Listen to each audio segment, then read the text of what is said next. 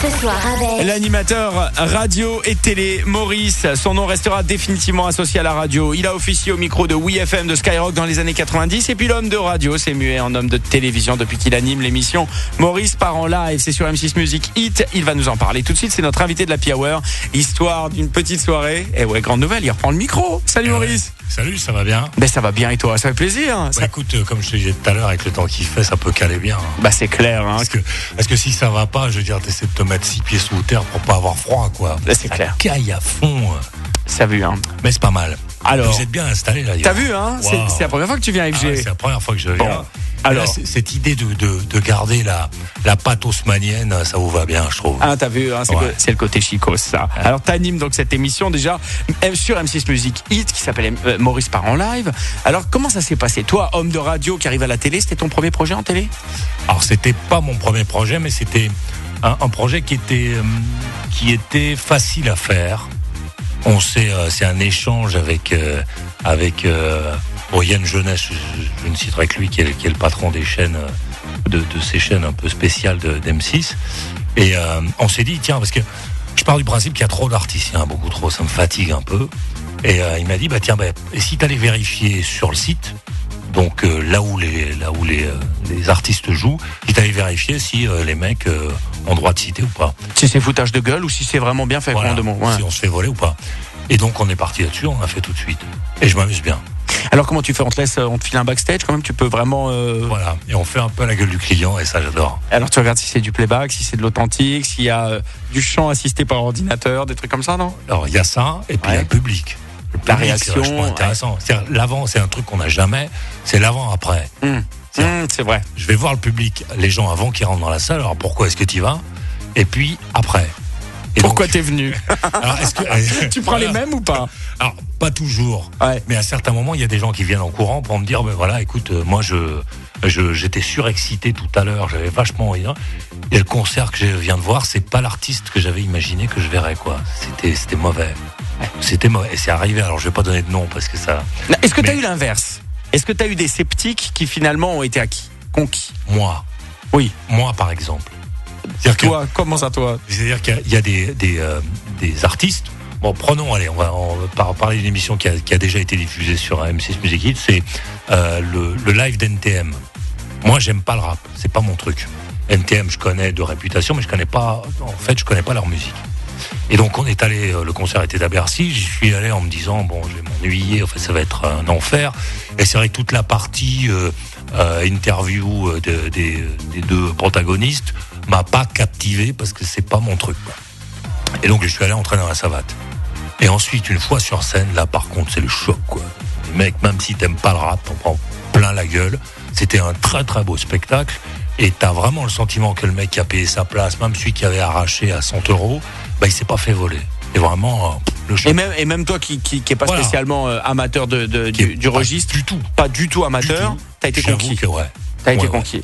Alors, t'as toujours donc cherché à dénicher les jeunes talents. Est-ce que tu oses aussi, pour le coup, aller au-devant d'artistes qui sont peut-être pas, parce que là on parle d'NTM, on parle de valeurs sûres, entre guillemets, justement faire un peu le go-between entre ceux qui ont vraiment du talent, mais qui ont peut-être un problème plus de faire savoir que de savoir faire, et justement par ta présence dans cette émission, justement un peu leur donner un coup de pouce, les médiatiser, Est-ce que ça fait partie du cahier des charges? Alors, ça fait partie des choses qu'on va faire demain. Okay. Aujourd'hui, on s'est concentré, à part une émission qui aura lieu bientôt, qui est le groupe Empire, donc Empire ou Empire, donc je me suis un peu moqué d'eux, mais ce sont des types bien, qui est en fait la reformation de Plémo, Kyo, etc. Donc je suis un peu moqué d'eux parce qu'ils chantent en anglais, et moi ça m'emmerde les groupes français qui chantent anglais, puisque c'est pas notre langue maternelle, donc on sait pas faire, et que même si tu vas à Los Angeles pour enregistrer ton refrain, ça donne quand même un truc qui est assez... Là, tu sens vite le mec, tu vois, ça marche pas. Mais ça, par exemple, c'est une nouvelle formation à laquelle il fallait un peu donner sa chance, donc on est allé voir, on les a pas méprisés. Et donc, c'est à voir dans l'émission. Je vais essayer de garder un peu le suspense pour ceux que ça intéresse. Ce soir avec Maurice, animateur de radio devenu animateur de télé. Alors on peut pas te recevoir sans parler de Radio Maurice évidemment parce qu'ils sont nombreux à avoir découvert la radio justement à travers tes émissions sur WeFM puis sur Skyrock. Alors quel regard tu portes aujourd'hui sur le monde de la radio? Quand tu me présentes comme ça, j'ai l'impression d'avoir 109 ans. Quel regard tu portes aujourd'hui sur le monde de l'ORTF? Voilà, génération Bellemare. Alors comment ça se passe? Non, ce qui se passe aujourd'hui à la radio, c'est alors moi je veux vexer personne, hein, mais je trouve qu'il se passe pas grand chose à la radio. Et c'est pas de la faute des gens qui sont derrière les micros, c'est souvent la faute des patrons de radio qui à mon sens ont un peu la trouille, un peu les chocottes et font des choses très convenues et ont peur qu'on dise des mots de travers ou qu'on fasse des choses qui n'étaient pas prévues au départ. Et ça la rend un peu tristoune. Et je trouve que ça fait remonter la pub. C'est-à-dire qu'en fait, les mecs qui te parlent le plus à la radio, c'est les pubs. Tu vois, à un moment, il y a un sketch, on te vend un yaourt, et là, tac, tu dis, ah tiens, on me raconte une histoire. Sachant que toi pendant des années t'en auras fait raconter des histoires, discuter avec des centaines d'auditeurs, tu gardes quel souvenir de cette période? J'ai adoré, mais pour moi c'est une période de construction, c'est-à-dire que faut savoir qu'avant WeFM j'étais à Radio France. Ah oui, t'étais sur Radio France avant? T'étais où? Je les salue bien. J'en ai fait un paquet des Radio France et je salue ceux qui sont encore et qui œuvrent encore aujourd'hui. Ceux qui ont 125 ans donc aujourd'hui. Ouais, parce que c'est tu vois, je pense que c'est bien d'être passé là. Mais ce qui est bien, c'est qu'elle est restée pareil, quoi. Tu vois, c'est quand même. Et je salue Jean. Et alors, qu'est-ce qui fait qu'on te retrouve plus aujourd'hui en FM? Alors, qu'est-ce qui fait qu'on se retrouve?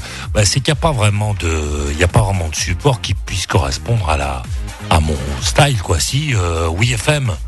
Mais, non. Après réflexion, non. Non. Aujourd'hui, là, comme ça, de but en blanc, non.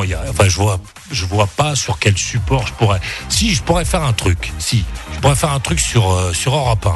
C'est-à-dire que je pourrais représenter le changement. Parce qu'en fait, je suis un jeune, moi, quand même. Hein. Bah oui. 112 ans, c'est clair, pour Highlander, t'es super jeune. Attends, je pourrais représenter. Aujourd'hui, c'est l'émission du temps. Non, attends, je le dis. C'est vrai. Je pourrais représenter le changement, mais bon, ils m'ont pas appelé. Hein. C'est con. Alexandre Bompard, si tu nous entends. Voilà, là, je pourrais. Voilà, alors, en attendant, toi, tu t'es mis à la radio sur Internet, du coup. Alors j'en ai fait, en ce moment il n'y en a pas, mais j'ai fait ça parce que ça j'adore. J'aime le principe de la radio sur le net parce que la radio sur le net c'est ce que j'ai vécu dans les années 80. C'est la radio des années 80.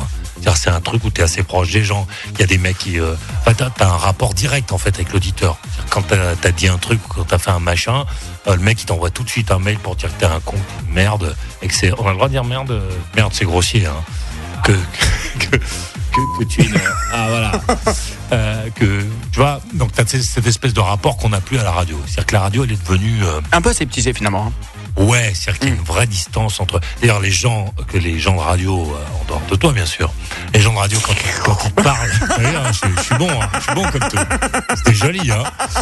Les gens de radio quand ils parlent à ceux qui écoutent ils disent vous. Alors, vous allez avoir froid demain. C'est-à-dire que le mec, lui, il considère que lui, il fait pas partie de la vie. Donc, il dit pas, moi aussi, on va avoir froid demain parce qu'il va faire froid, par exemple. Il dit, vous allez avoir froid. Changé, ouais. Vous allez voir si. C'est-à-dire que ici, il a le sentiment d'être sur la planète des animateurs. Écoutez, Maurice, ça m'a fait plaisir de vous accueillir. Je sais que vous partez en live sur l'émission Maurice sur M6 Musique Hit. Et vous aurez toutes les informations Maurice par mauriceradiolibre.com. Maurice, je vous remercie. Ça a été un grand moment. Eh bien, écoutez, sachez-le, un plaisir partagé.